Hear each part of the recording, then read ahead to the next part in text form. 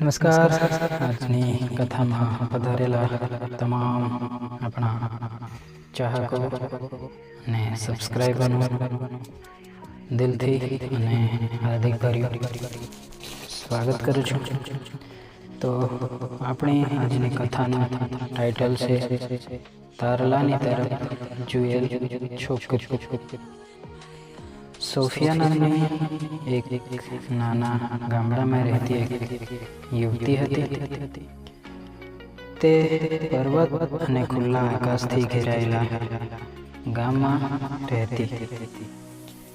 નાના હોય ત્યારે તેના પિતા દ્વારા મળેલા નાના ટેલિસ્કોપ સાથે તારા જોઈ રાતો વિતાવતી. આકાશનું નિરીક્ષણ તેની જિંદગીનું સૌથી મોટું સપનું હતું. પણ જીવનના પરિબળો તેને બીજા રસ્તે લઈ ગયા. તેના પિતાના અવસાન પછી પારિવારિક આર્થિક પરિસ્થિતિ ખરાબ થઈ ગઈ. તેણે તેના અભ્યાસ છોડીને એક નાના હોટલમાં કામ કરવાનું શરૂ કર્યું. તે રાતે તારા જોવા બદલ હવે રાતે વાટકો ધોતી અને ટેબલો સાફ કરતી. એક રાતે તે હોટલમાં એક પ્રોફેસર આવ્યા. પ્રોફેસરનું ધ્યાન સોફિયાની નોટબુક પર ગયું.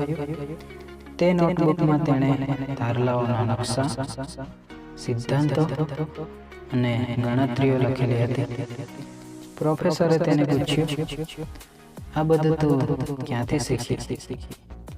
સોફિયાએ શરમાતા કહ્યું, પુસ્તકો અને તારલાઓમાંથી. પ્રોફેસરે તેના કામથી પ્રતિભાવિત થઈને તેને તેમના વિશ્વવિદ્યાલયમાં ભણવા માટે સ્કોલરશિપની ઓફર કરી. જોકે ઇનિશિયલી તે થોડી ડરી અને ચિંતિત થઈ. તેના પરિવાર માટે તેની માતાએ તેને હિંમત આપી, તું તારા સપનાઓને પૂરા કરવા જા, અહીં અમે તારી રાહ જોઈશું. સોફિયાએ સ્કોલરશિપ સ્વીકારી અને ધીરે ધીરે પોતાની મહેનત અને પ્રતિભાથી એક જાણીતી ખગોળ વિજ્ઞાની બની.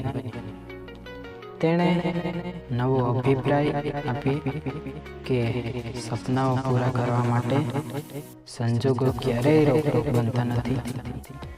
વર્ષો પછી તે જ તારલાઓને નીચે ઊભી રહીને તે યાદ કરતી કે તેના પિતાએ એને આપેલું હોય તે ટેલિસ્કોપ માત્ર સાધન નહોતું, તે જ તેને આકાશને સર કરવા માટેની પ્રેરણા હતી. કથાનું મોરલ, જીવનમાં સંજોગો કે મુશ્કેલીઓ સામે હાર ન માનવી, મહેનત અને શ્રદ્ધાથી કોઈ પણ સપના હકીકત બનાવી શકે.